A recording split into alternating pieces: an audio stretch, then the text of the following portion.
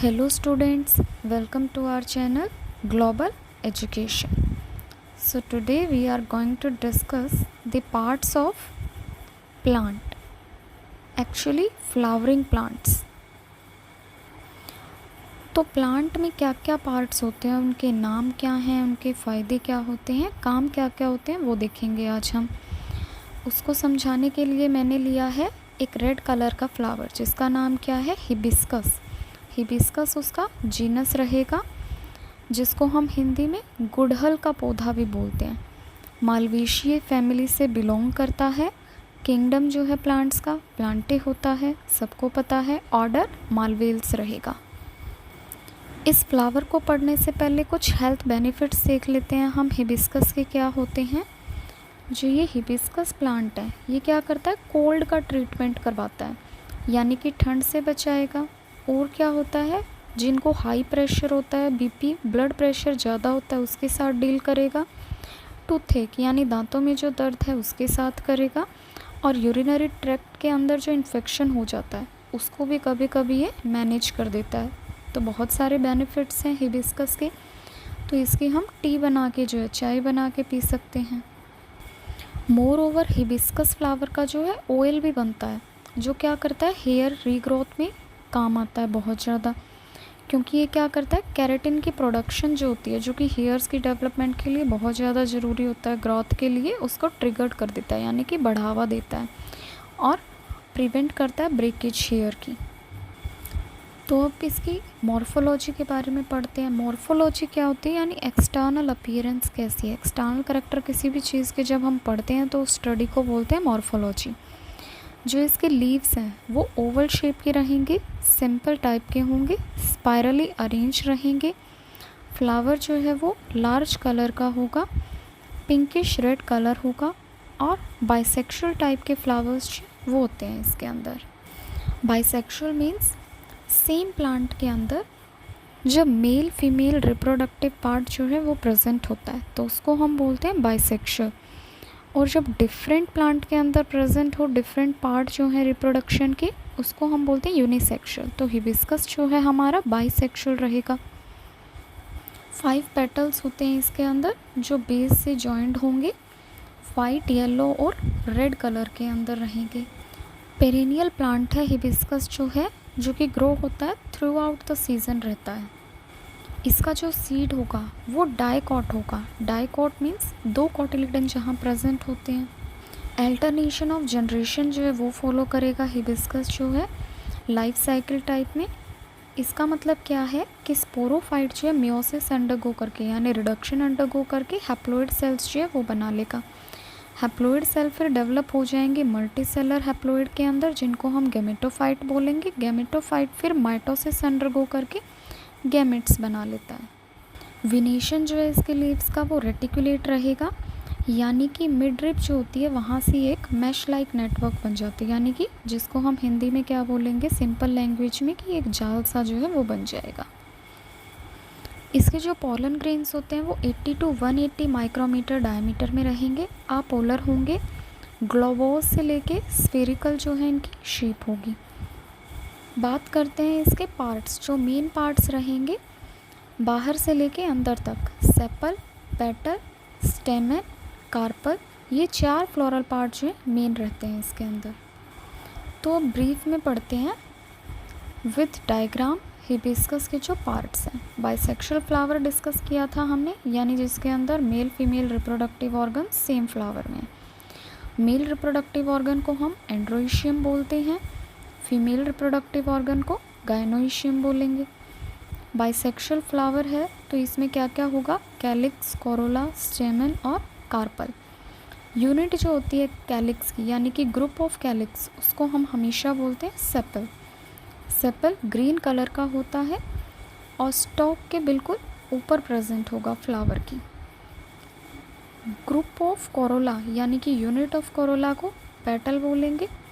Petal के पास क्या होते हैं, डिफरेंट अट्रैक्टिव कलर्स होते हैं जो सेपल के ऊपर प्रेजेंट होते हैं। और पेटल्स का हमेशा काम क्या रहता है, अट्रैक्शन करने का, यानी इंसेक्ट को अट्रैक्ट करने का पॉलिनेशन के लिए। एंड्रोइशियम जो है मेल रिप्रोडक्टिव पार्ट है फ्लावर का, जिसको हम स्टेमन भी बोलते हैं। स्टेमन जो है उसके अंदर क्या होते हैं, एंथर होगा और फिलामेंट, दो पार्ट से मिलके बनते हैं।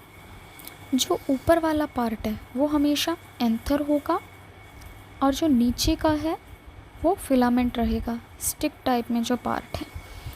उसके बाद गाइनोइशियम है। गाइनोइशियम जो है वो फीमेल रिप्रोडक्टिव पार्ट है फ्लावर का, जिसको हम कार्पल भी बोलते हैं या फिर पिस्टिल बोलेंगे। कार्पल के अंदर 3 पार्ट्स रहेंगे। बीच में जो होता है स्टिक टाइप में स्टाइल रहेगा। सबसे ऊपर स्टिग्मा होगा जहाँ पे साइट ऑफ पॉलिनेशन है, और सबसे नीचे बेस में जो है ओवरी रहेगी जो कि स्वॉलन पार्ट होता है। अब मेल पार्ट को ब्रीफली पढ़ते हैं। स्टेमन को हमने क्या बोला था कलेक्टिवली, एंड्रोइशियम। स्टेमन के ऊपर जो था स्टॉक वाला पार्ट था उसको फिलामेंट बोला था, और सबसे ऊपर अपर मोस्ट था सैक लाइक में एंथर। एंथर के अंदर फिर पोलन ग्रेन्स थे जो ट्रांसफ़र होते हैं स्टिग्मा से स्टिग्मा के पास जर्मिनेशन के लिए। कलेक्शन ऑफ एंथर जो है उसको एंड्रोइशियम बोला था। पिस्टिल जो है फीमेल पार्ट है जिसके पास क्या है, ओवरी, स्टाइल और स्टिग्मा, और पिस्टिल का जो कलेक्शन है उसको हमने बोल दिया था गाइनोइशियम। पार्ट्स पढ़ने के बाद पढ़ते हैं पोलिनेशन प्रोसेस जो है वो क्या होता है। जब पोलन ग्रेन्स ट्रांसफ़र होते हैं एंथर से स्टिग्मा के पास तो उसको बोलते हैं पॉलिनेशन। पॉलिनेशन जो है वो डिफरेंट मोड से होता है। अगर वाटर के थ्रू हो रहा है तो उसको बोलेंगे हाइड्रोफिली, अगर बैट्स के थ्रू हो रहा है तो किरोप्टेरोफिली, बर्ड्स के थ्रू हो रहा है पॉलिनेशन तो ऑर्निथोप्टेरोफिली, एयर के थ्रू हो रहा है तो अनीमोफिली बोलेंगे, और इंसेक्ट्स के थ्रू हो रहा है तो एंटोमोफिली। पॉलिनेशन जो है 2 टाइप्स का होता है। सेल्फ पॉलिनेशन में क्या होता है, जब पोलन ग्रेन्स जो है डायरेक्टली एंथर से स्टिग्मा पे जाएंगे, सेम फ्लावर के, सेम प्लांट के, तो इसका लॉस क्या है, जेनेटिक डाइवर्सिटी जो है यानी वेरिएशन जो है वो ज़्यादा नहीं आएंगे, रिड्यूस होती रहेगी जेनेटिक डाइवर्सिटी, सेम इन्फॉर्मेशन जो है वो जाती रहेगी आगे से आगे।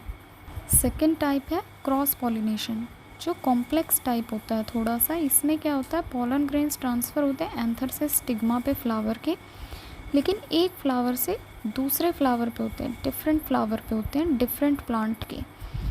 इसमें क्या है, जेनेटिक डाइवर्सिटी इंक्रीज़ हो जाती है, वेरिएशन ज़्यादा आ जाएंगे क्योंकि जेनेटिक इन्फॉर्मेशन जो है 2 डिफरेंट फ्लावर्स की वो शेयर हो जाते हैं, कंबाइन हो जाती है, और एक यूनिक ऑफस्प्रिंग जो है वो बन जाएगा यहाँ पे। तो फ्लावरिंग पार्ट्स के अंदर जब रिप्रोडक्शन होता है, सेक्सुअल रिप्रोडक्शन, तो 2 प्रोसेस होते हैं यहाँ पे। पहले पोलिनेशन होगा, फिर फर्टिलाइजेशन जो है वो टेक प्लेस करेगा। पॉलिनेशन के अंदर क्या होता है, पोलन ग्रेन्स का ट्रांसफ़र होता है एंथर से स्टिग्मा पे, और 2 टाइप का पड़ा है, क्रॉस और सेल्फ पॉलिनेशन।